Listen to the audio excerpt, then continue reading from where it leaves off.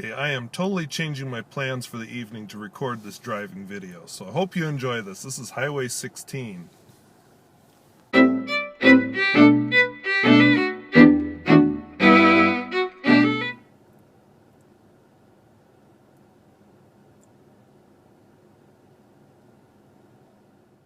I know my driving videos are kind of a niche thing, but if you enjoy them, I'm about to take probably my favorite drive in North Dakota. This is Old Highway 16. It goes, if you go west of Marmarth, this is the first road as you go north, and that road there, or that sign there mentions this is a minimum maintenance road. Think about weather and your vehicle before you take this route. Anyway, in this video I'm going to do a couple little pieces about the highway itself, and I'm going to address, oh, there's somebody who didn't make it. I'm going to address some of the things in my last driving video. And yes, I have laryngitis, just barely either starting or finishing right now, so I probably don't sound like myself either. Excuse me. Anyway, I like this road because it really feels like you're in the Badlands. Few hundred feet, so sorry. Instead of just looking at the Badlands from like a high point or some like special viewpoint, you're right in there. I mean, look at this. The buttes are right up to the road. Well, I don't even know if I'll call them buttes. The eroded hillside thingies are right up to the road. How about that? Now, this road has undergone a lot of improvements since I first started driving on it, and I'll highlight some of the improvements and show you how it was as we get to those spots.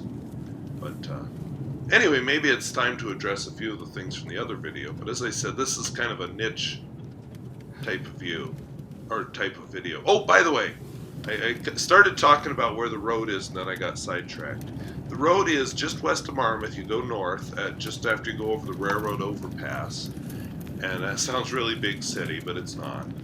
And I think some private money was involved fixing it up. It goes north to, it turns to pavement somewhere just south of Golva, North Dakota, then continues on through Beach, North Dakota, across the interstate at Beach, Interstate 94, and then continues north again as a paved road all the way almost, well, somewhere between Alexander and Watford City, where it connects with Highway 85. And I don't know, it may go further than that, but that's where I kind of lost track of it. And I'm too lazy to get out a map. So those are the parts I've driven. But I also really enjoy the part north of Beach. I just haven't driven it as much. Because it's far away. I mean, I need to schedule a day in order to do something like that. By the way, here's some of my old photography. Some of this is actually going to date back to film, but not this one. Yes, I used to use a film camera, but now I love my digital, and I'm using an iPad to film this. Alright, let's pause here. I am hiding my face in this video. I just wanted more of the scenery to be visible. So the last video I got kind of into a tear about a few various issues like evolution and the Bible and so on. So I want to address a few of those things. First, I got into how science isn't just a whole bunch of facts, and I probably gave the wrong impression there. Facts are very important to science. The trouble is, it's too easy to focus on a bunch of facts to the exclusion of understanding and thinking about them. I mean, if you don't have any facts in your head, what are you going to think about? Nothing. There's nothing there to think about. The way your brain works is by connection, so it needs things to connect. You know, you could always say, well, I can look it up on Google. I don't need no facts. Well, yeah, you do. That's your foundation. Now, where we run into trouble is we get into too many facts, and then it becomes a battle of memorization, and you don't actually try to understand them. And that's all I really meant. I wasn't one of these people who, oh, them kids don't need to learn nothing now. They got Google. No, I don't think that way. I'm a science teacher after all. Up over this rise here, we're going to come up, we're going to see a butte in the distance. It's called Pretty Butte. I'm changing subjects. Pretty Butte is, Teddy Roosevelt shot his first bison, there it is, near Pretty Butte somewhere. I believe it was to the east. But anyway, when he shot the first bison, it's said that, it's probably in one of his writings. I didn't read his books, but he came up with the idea that, wow, this experience is disappearing, because it was very hard for him to find this bison. They used to roam the countryside here. You don't see me running into any, well, I hope I don't run into them, any majestic herds of bison as I wander the prairie. So anyway, it's said that he got the idea for founding national parks to preserve these wild places while exploring and shooting this bison. This landscape here is a kind of a complicated hodgepodge. You almost need a GPS to tell the difference. In fact, here's one of the signs about it. Of some private land and some national grassland. And you never know exactly which one you're on unless, like I said, you have a GPS unit. So I don't know where you stand on national grasslands and federal property, and that's not what this video is about. At least that's not what I prepped for, so let's not go there. But I just thought it was interesting that at this humble place is where Teddy Roosevelt came up with the idea. That's all. Alright, moving on. So the evolution versus science or religion thing. I think it's worth pointing out, which I don't think I pointed out well in that video, but a few of the commenters did, is that a lot of the mainline religions actually accept evolution. I mean, how could they not? The evidence is clear. The ones that aren't accepting it are just, like I said in the video, closing their minds to evidence. And that's why I have a problem with them. They deserve scorn. Now, if you're only going to agree with the things that match your beliefs, reality be damned, well, I don't really care what you think. It's not as valid as an opinion that's formed based on actual evidence. Now, is there room to disagree when you have evidence? Yes. That's why scientists debate and discuss, because often they're working with incomplete evidence. And evolution, as much evidence as there is that evolution happens, when you start getting into the specifics, there's a lot that's controversial there that even the scientists are going to argue over. So, yeah, there's room for disagreement. But that doesn't mean we're going to throw away the evolution. And I always just find it interesting that the churches that oppose and the people that oppose certain scientific theories only pick certain ones. The ones, they're not arguing with them because they've found evidence that makes them disagree with it. They're arguing against it because it conflicts with their faith-held beliefs. And I have a problem with that. And I probably would be a lot more convincing if I wasn't suffering laryngitis. Maybe if I start drinking my coffee here, I'll get rid of the laryngitis. Yesterday my teaching started out this way, but as the day wore on, it went away, so hopefully the same thing today. But lucky you, I'm recording the audio now when I have time in the morning. But I've got coffee now. Ooh, abandoned farm. Those are fun. Sometimes you don't want to wander around them because they're private property, or they could be dangerous, or both, but they're fun.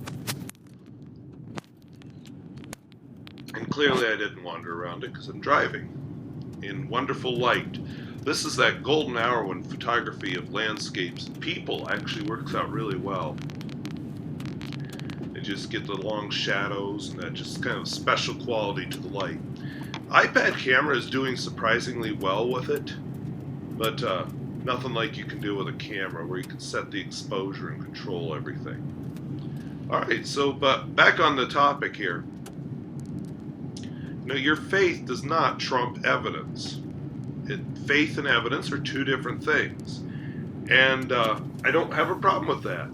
Even some of the ancient philosophers, and I wish I'd written down his name for this video, but one guy way back said that if faith and your clear reason conflict, it's probably a sign that your interpretation is wrong.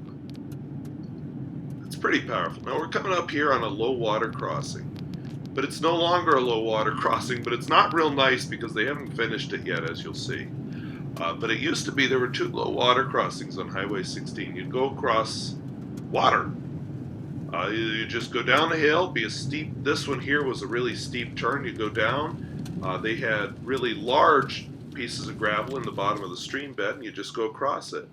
And you pay attention to the depth of the water, because if it's too deep, especially when you're me driving a Toyota Camry, you just do not cross. But now there's a culvert there, and they're just finishing. You can see where it took off to the right there.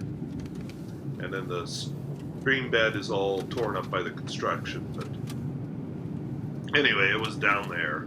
Now we just go across the culvert, and the road is very rutted as you go across here. So I think they still need to lay some gravel down on it to make it not like this. But there's the vehicles, so I think they're working on it. So here's a couple photographs I've taken over the years. This is when it was frozen. The low water crossing was frozen in this picture. Here it is just from the distance. Actually, I don't think that's it at all. Here it is. Obviously, I took the side over to the left.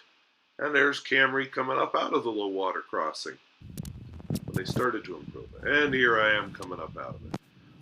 So, anyway, your feelings and your faith do not trump evidence. I don't care how uncomfortable that makes you. It's true. I'll point out that nothing I've said here proves that God does not exist either. Oh, by the way, Pretty Butte, which we're now long past, I just remembered this, speaking of religion. Pretty Butte was actually pretty important to the Mandan. That was an Indian tribe. They believe, oh good, there's Pretty Butte again. right on cue. Pretty Butte, it was believed to be, I forget what they called them, but it was like an earth lodge, a spiritual earth lodge, where the spirits of the babies lived within it. And when they were ready to choose a mother, they would crawl out of it on some precarious thing on an ash branch. And they would say that there were footprints of the babies on the sides of Pretty Butte. So I thought that was kind of neat to read. And again, that's another religion. But getting back to my story, because I'm telling a story about a Christian religion. By the way, I'm going to throw a photograph in here. I see it coming up. It's another one of how this road used to be, with the grass growing up the middle of it, and kind of, ooh, do I take the Camry on this or not sort of road. But anyway, I don't want anybody to take anything I've said to mean, well, there is no God. That's not the point of either of these videos. I do have a lot of problem with what people have done with their religions. Any religion. A lot of times religion can, yeah, there it is, grass, growing up the middle of the road. A lot of times religion can be used to keep powerful people in power. Or it can be used to justify doing horrible things to other people. And that's what I'm railing against. As I said, my religious faith is complicated. I'm still trying to figure out where I'm at. But I will say people who are looking for proof of God are not going to find it.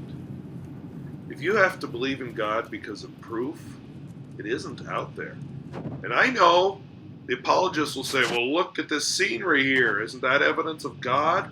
Look into a flower, look into a newborn baby's face, whatever they'll say. That's not proof of God. That's feelings. Yes, I love driving this road because it's big, expansive, it makes me feel good. I'm feeling good just watching this video. In fact, I'm not getting as worked up as I did on my last video because the scenery is so amazing here. Oh, sidetrack again. That blue you see is the Little Missouri River. Yeah, it comes up and almost kisses Highway 16 here. There's a farm. I'm not sure exactly where I was standing, but it's over there somewhere. I think you may have seen part of the building. Yeah, the white spot, if you can make it out. But anyway, I must have taken it from about here. But anyway, back on the topic of religion. You can't prove that God exists. The Bible is not proof that God exists. There is no proof. In fact, if you really go down to the foundations of Christian faith, you hear the word faith there, by the way, they're not going to talk about evidence. They're going to talk about belief and faith. Any God is something you believe in by faith because there is no evidence for him. And I know some people will turn around and say, well, prove there is not a God. And, as I said, I'm complicated, but even so, that's a silly argument. How do you prove a negative? prove that there are not wild unicorns running around this countryside in majestic herds and they just go hide when people drive by.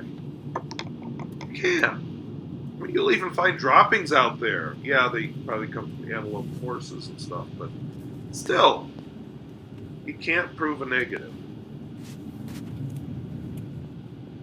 And something like God that's unknowable and big and all that, that's even harder to prove a negative.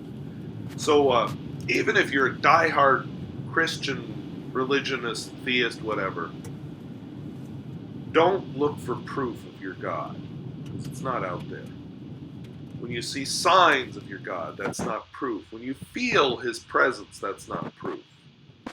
And that's not how your religion wants it to work anyway, even though some people like to think it does, because they want religion on par with science. And when science, they think, encroaches too far into their religion, whoop, there's a problem here with science. Just dumb.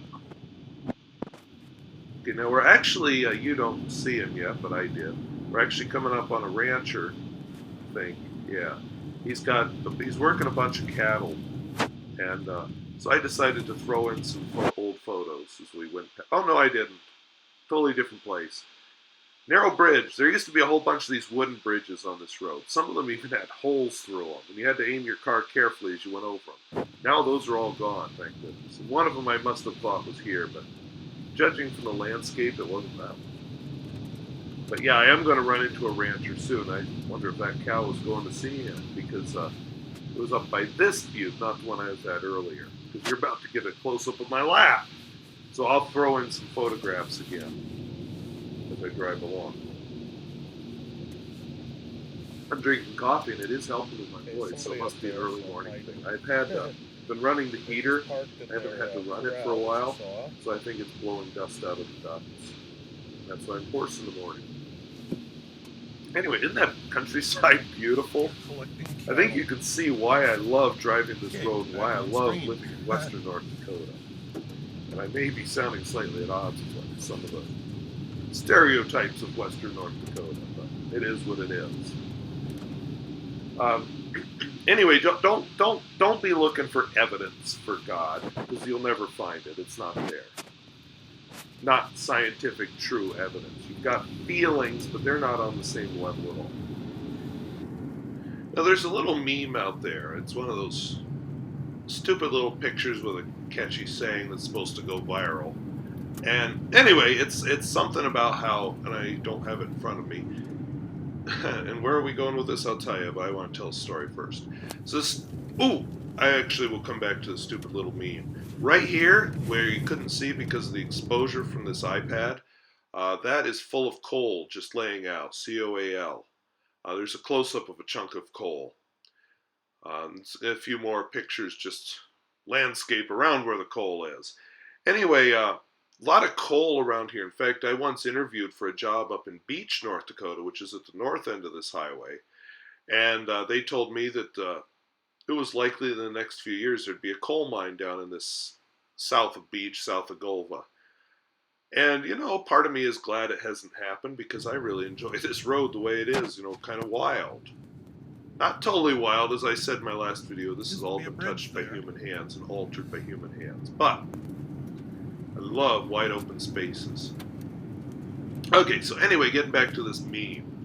It was one of those gay rights memes, and it was about, God cursed figs, not the other word that I'm not going to say on my video that sounds like figs.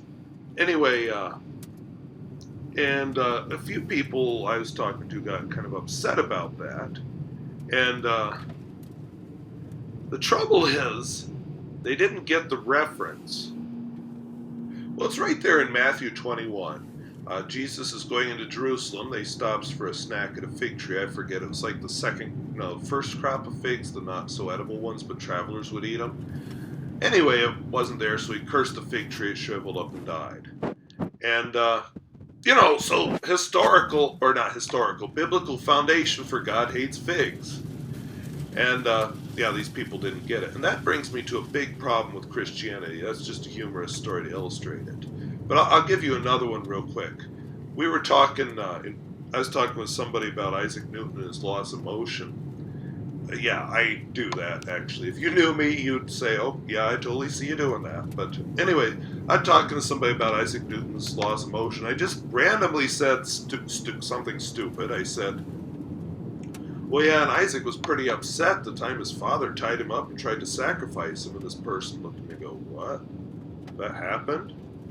And, you know, of course, I'm terrible at telling jokes, and that was a joke. I was referencing Isaac and Abraham in the Bible. But anyway, they did. This is a very serious Christian. They didn't get the joke, even after I explained it to them. And it's really bad. You know your jokes are bad when you have to explain them, which is my problem all the time. But they still didn't get it because they didn't know the reference. It's just like, really? One of the common stories in the Bible that's well known, and you don't know this one? Heading into the sun. Apparently she didn't. So anyway, that ended our kind of video. Isaac Newton conversation. It turned into a Bible conversation. But the thing is, that always gets me. A lot of, and I delayed it, but a lot of Christians do not read their own Bible. And you know, I was listening last night to a guy who was a Muslim mentioned that a lot of his friends do not read the Quran. So I don't think it's limited just to Christians. Anyway, I just think here in the United States, you know, because I'm going to go with what I know best, even if you're not a Christian, the Bible is a big part of our culture, and it's good to know what's in it, not what people tell you is in it. But more importantly, if you're a Christian, you have a book given to you by your God. Shouldn't you be reading that thing? By the way, more coal off that way. Don't you want to know what your God, your Creator, says? The Creator of the universe says? Well, apparently not. When you do surveys of Christians and how many have read the Bible, it's surprisingly few. And that's why it's so easy to manipulate them and get them to thinking things are in it that aren't actually in it. And it's also why it's so easy to get people to create their own religion that really has nothing to do with the Bible. Like, did you know that the Bible says that Jesus didn't come to do away with the law, but he came to fulfill it? So why am I eating shellfish? Yes, I did eat shellfish last night. It was good. And I'm not making this up because of the video, and I didn't eat it because of the video. I just happen to think that I did eat shellfish last night. This morning for breakfast, I had a little bit of pork. It was in my sausage. I made a breakfast burrito, if you care. I broke a bunch of rules. In fact, if you saw what I'm wearing now, I'm breaking a few more biblical rules about what to wear, including mixed fibers. So, you know, I'm not clean shaven because I actually am not going to shave today. It's Saturday, so I refuse to shave unless I've got a darn good reason, and I don't have a darn good reason. So yeah. But there's all kinds of biblical law. Now there was some controversy at the foundation of the Christian church because people are saying, well, can you be Christian if you're not first Jewish? Because the Jews are God's chosen people.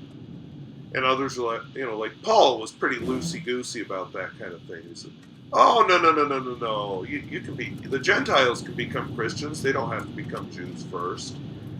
And James was disagreeing with him, of course. And you can read all that. It's in the Bible. And there's the history. So, you know, make of that what you will. But I think there's been a lot of human interpretation of it. And in the end, really, am I going to not shave? Am I going to follow all the rules about how I treat my wife? Oh, wait, I don't have one. Am I going to follow all the rules about how to dress? No. And I keep going back to the New Testament, the message there. One of the really good messages, a good secular message that I don't know why I threw that picture in there. It's not even the same gap I just drove through. What the heck? But anyway, it's not even the same it's not even just a Christian message. This is a universal message. Do unto others as you'd have them do unto you. Isn't that beautiful? The Bible's almost worth reading just for that. And yes, it is hard to read the Bible, and yes, I skipped over all the begats. All those about Paul begat, Saul begat, David begat, you know, I just throw names out there. You can't read them. and I don't. So if that means I didn't read my Bible, okay, you got me. But I've read it twice. Once not questioning, just accepting, and once more recently questioning. And then what's been even better is been reading it with the idea of giving sermons and really analyzing a small section and saying, oh boy, I went through a couple of them my last video. I don't want to do wacky Bible stories again. I might do that again sometime, but this isn't meant to be a religion bashing channel. This is about to see how cool North Dakota is and see how much I like fountain pens in my garden, I guess. So, yeah, that's what this channel is. But this is something that's bothering me right now. It's my channel. It's a personal thing, and I'm going to share it. So, anyway, your Bible was written by people. And so was your Quran, so was your Book of Mormon, so was whatever it is the Hindus have. They were written by people. And what you need to do is read them in that light. And also know that a lot of them are not being read in their original language. Very few of them have a clear lineage where you can say, well, here's the original manuscript, here's what came afterward, so we know that it is true and inerrant, because we don't, especially in the case of the Bible. It doesn't have a clear chain of custody. The Old Testament began as an oral tradition. In fact, some experts say it was two oral traditions.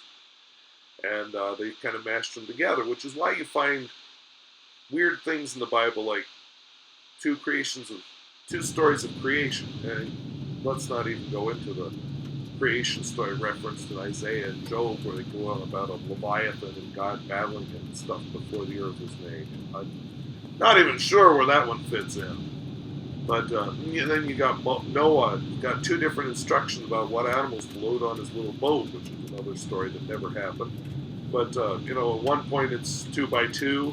Another point, oh, wait, we're going to take 7 of the clean animals and just 2 of the dirty ones. Whatever. But I guess you could change things, because the laws of physics changed after Noah's story, because then they had rainbows. So, whatever. Okay. Let's move on before I've already been offensive, so hell with it. I'll just keep being offensive and stop apologizing. Anyway, what I was trying to say is I like that golden rule. Do unto others as you'd have them do unto you. Gee, why am I not going to go sleep with your wife? Because I wouldn't want you to come over and sleep with mine. I don't need God saying it's immoral and wrong. I know it's wrong. For a few weeks, and by the way, if you're a robber, this does not happen except once, and it won't happen again because I've learned from my mistake. But I got kind of overwhelmed at work, and I'm the treasurer of my church, and I got lazy about taking the offering to the bank. And I ended up, after a few weeks, I had about $600 here in the house, and a few hundred of it were in cash. Normally, I just deposit right after church, but like I said, things happen, I just got overwhelmed. But you know what? All the money that was donated to the church in the offering, including the cash, made it to the bank. Why? Not because I was scared God would hit me with a lightning bolt. Not because I was scared I'd get caught, because trust me, our bookkeeping is me. There are no checks and balances at my church. We don't have enough people to have checks and balances. They just have to trust me. They can depose me, I guess. But anyway, but they know, because they know me, and I know that the money is safe in my care, unless, I would have lost it during that week. That would have been pretty awful. But it's safe, because I believe in do unto others as you would have them do unto you. And whether if you totally believe in Christianity, you also know that people who steal go unpunished all the time in this life. So, it's not like that's a deterrent anyway. Anything the Bible says is not necessarily a deterrent. Oh, we're coming up on the other low water crossing. I'm surprised to find I could only locate one photograph of this one. It was taken, right now we're over it. It was taken, that ditch at the side was the low water crossing. It was taken at a much greener time of the year, and it was starting to dry out, so don't see the water in it, just kind of the ruts from when traffic drove through it. Pretty soon we're going to come up on a hairpin turn, but not yet. Anyway, I don't want my money stolen. So I think it's fair for me not to steal other people's money. I mean, do I need the Bible to tell me it's wrong? Do I need the Bible to tell me it's wrong to kill? That's why I have troubles here. I might as well make myself even more controversial. I have troubles with some of these stand your ground laws. Yes, I absolutely believe in protecting yourself and protecting others. If I had to kill somebody to protect myself or to protect somebody else, I think I could do it. I don't know. I've never been in a situation. Hopefully never will. But I'll tell you what would happen afterwards. I would be a nervous wreck and I'd be guilty and I would constantly be rethinking, oh, should I have done that? Was there a way out? That's what would be going on afterwards. Because I took a human life. So I have a hard time with people who will take a human life to protect property. Or last fall, we had a police officer shoot a man in the back who was running away from him. I have a problem with that, sorry. And I've upset a few police officers that I know by saying that. But that's just how I feel. The human life is valuable and important. And that, I said in my last video, is something that came out of Genesis, too. But anyway, that do unto others as you'd have to do unto you is powerful. Now, yes, that's not a suicide pact. Protect yourself. But people are more important than things. Just how it is. Now, have no other gods before me. That goes right along with the golden rule. Yeah, okay, I'll give you it. That's a Christian thing. That is not a secular thing. But you know what? As a Christian, isn't that a lot more powerful than worrying about what you're eating or what kind of clothes you're wearing or whether you've grown a beard or not?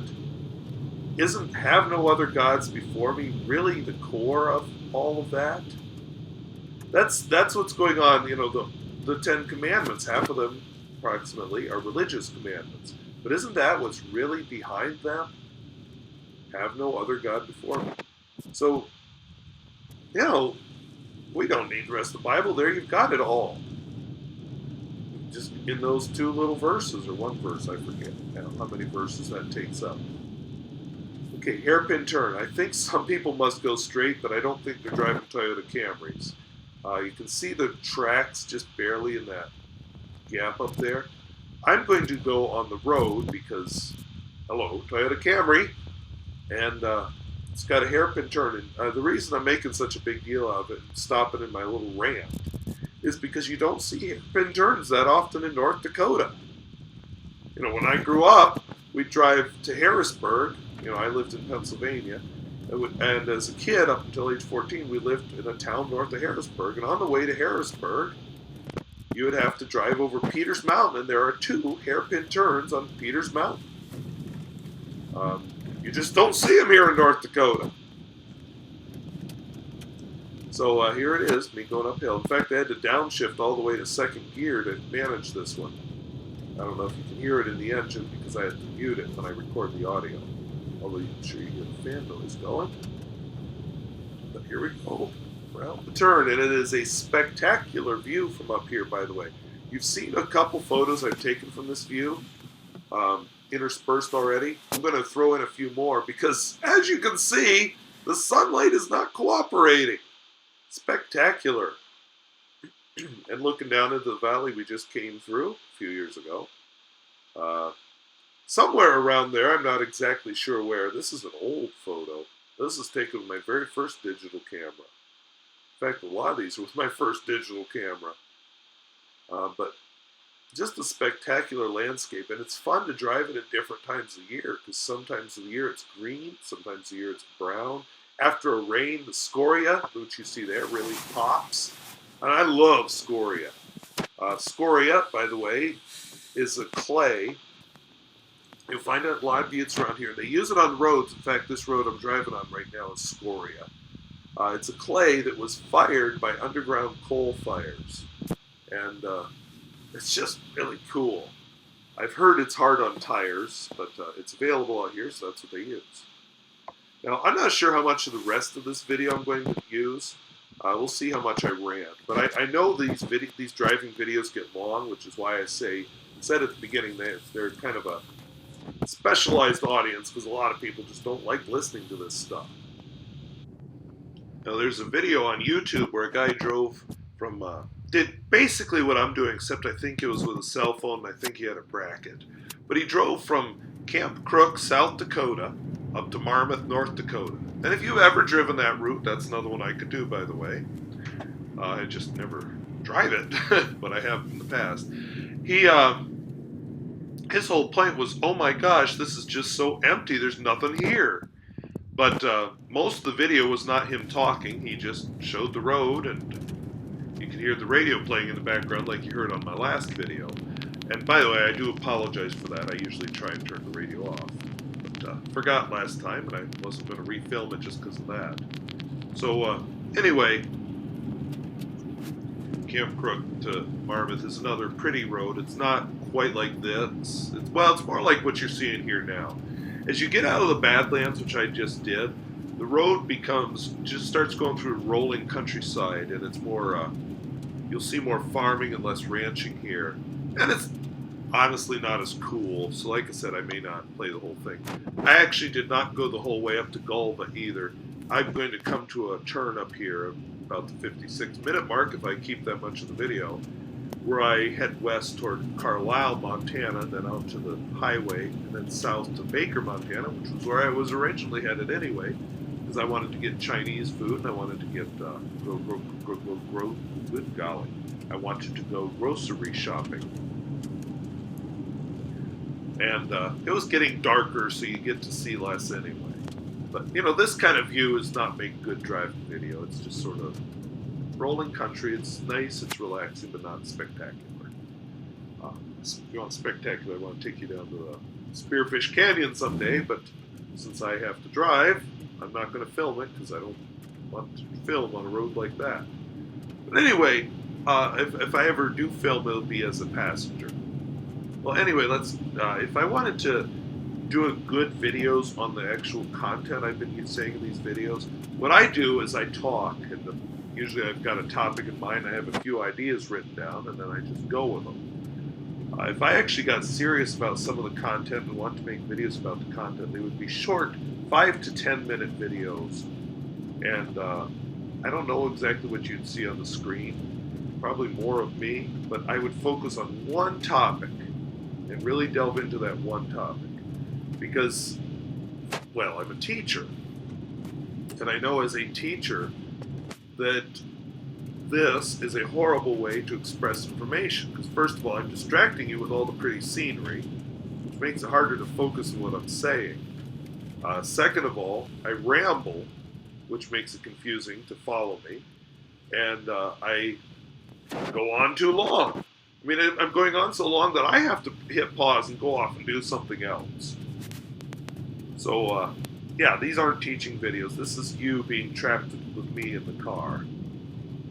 And occasionally I have something interesting to show you. And apparently I've got you gagged because you're not interrupting me to talk, and I'm doing all the talking, which, if you actually ever ride with me, I'm kind of quiet, and I hope you're good at carrying the conversation, because I'm not. I don't know why I can just babble and babble in these videos, and I can't in person. I'm the guy who will kind of sit in the corner quietly when you meet me in person, so something about video just frees up my inner babbler. Okay, wow, that's talking about babbling. Holy cow, did I just babble? I'm going to hit pause again because I think it's time. So I made an interesting $20 discovery just now. All this time I thought I'd been using a little microphone that I bought for about $20. And I'm serious. I have thought this for a long time that I've been using it. And I just noticed a setting as I was recording that last little bit. Sorry, I'm rambling. And apparently I've never turned on the microphone. So I turned it on. I tried recording a little audio, and it has this horrible whine in the background in that whole, when I use that microphone. So even though I'm using my laptop's microphone, it's making better sound than this microphone I thought I was using this whole time. So I don't know what to say, because I would swear I've tested it and tried it before. But it sounds awful. So apparently I've never actually used this microphone, because I couldn't get it to sound good no matter what I tried. And that's why I deleted that whole bit that I recorded with the microphone once I figured that out. So I'm back to the laptop's built-in microphone. And it's doing surprisingly well. I mean, if you saw how far away it is from my face, you'd be like, wow. So,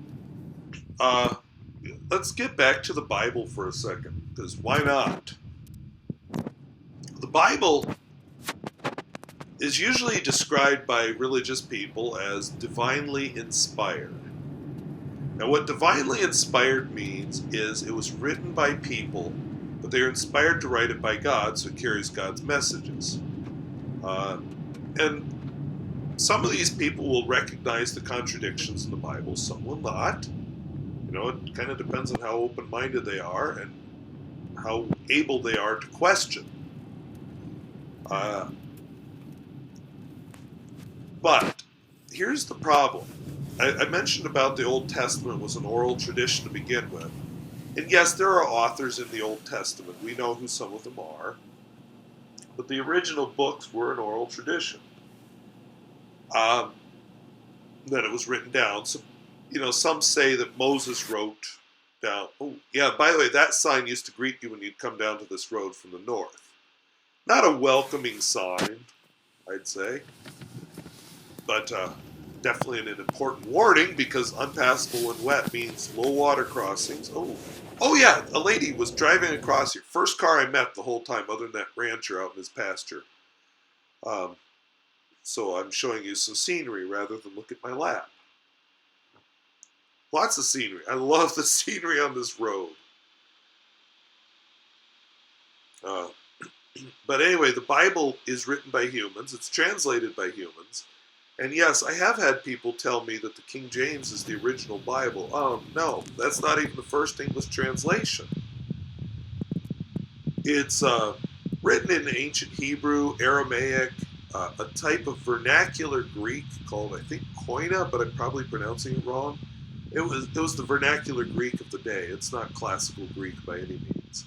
So, you know, most of us do not read it in its original form. And King James isn't even the best, because King James is a translation of a translation. A lot of King James is translated from the original Latin manuscripts. And, you know,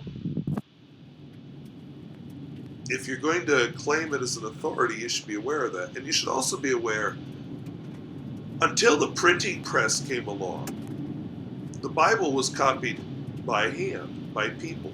Some of the people who copied the Bible couldn't even read and write. They just copied the symbols. Some of them could barely read and write. Some of the people who copied were like, oh, that's not clear, let's add this in, make it clearer. Or, oh, that's kind of a weird story, it doesn't match what I think of as God, let's take it out. Sometimes it was decided to add things in or take them out. Like, here's what I'd like you to find in the Bible. The Holy Trinity. I mean, that's not even in the Bible.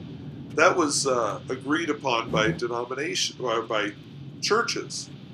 In fact, what was his name? His name isn't coming to me. Constantine, I think?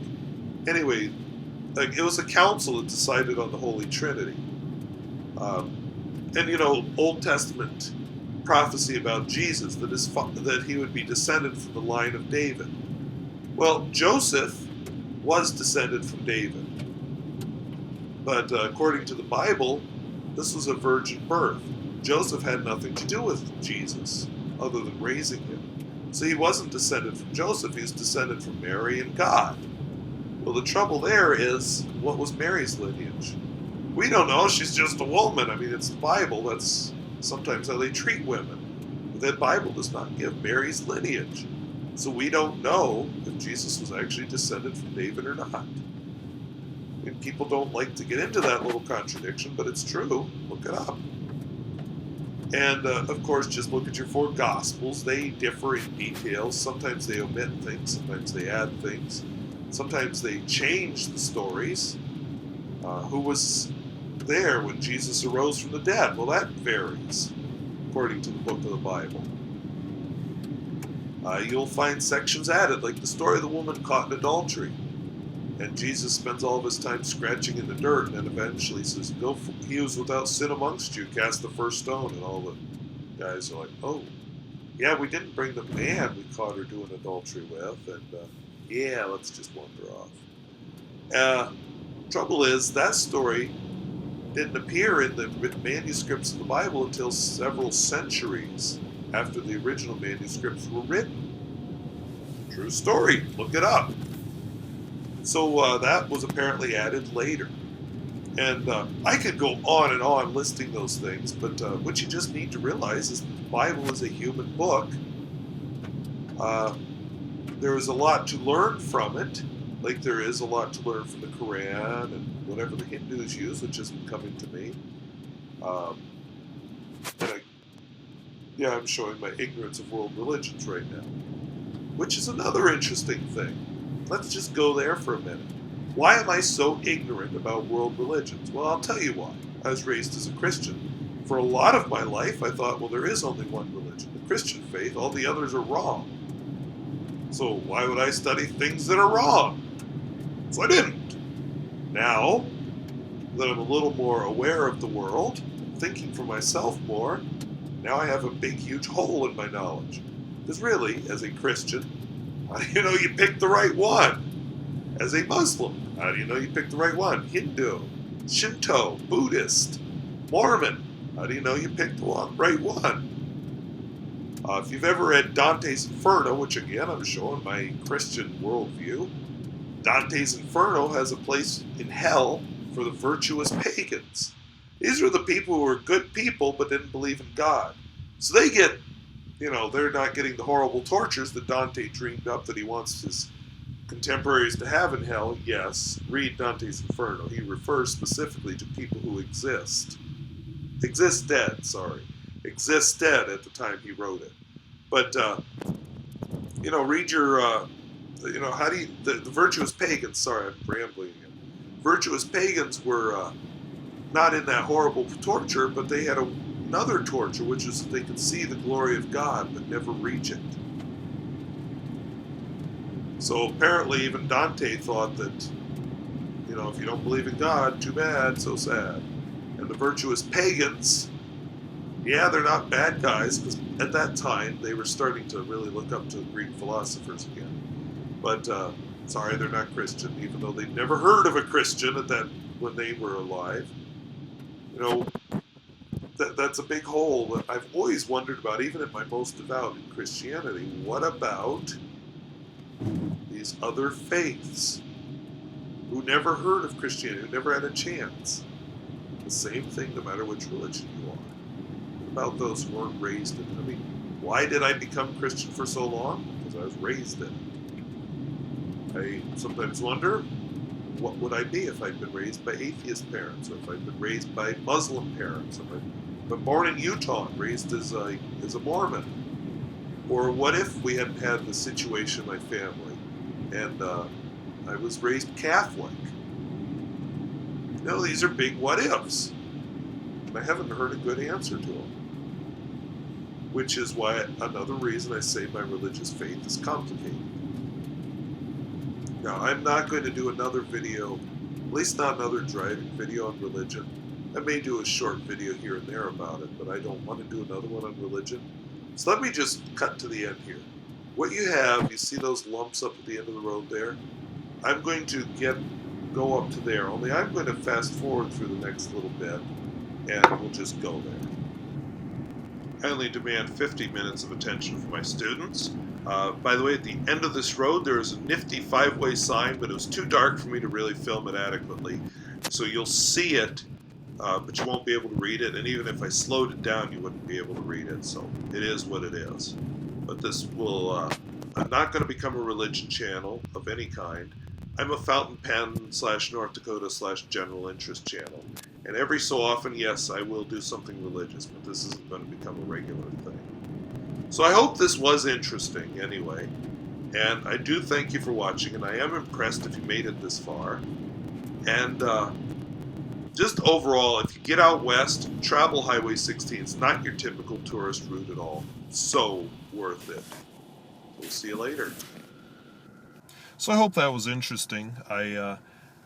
Not going to go the whole way very quickly here to the north. It turns into pavement as you get to Golva and then into beach, and of course I don't want to record on that type of road. I'm going to head west to Carlisle and then south to Baker, Montana, hopefully for supper. So we'll see you later.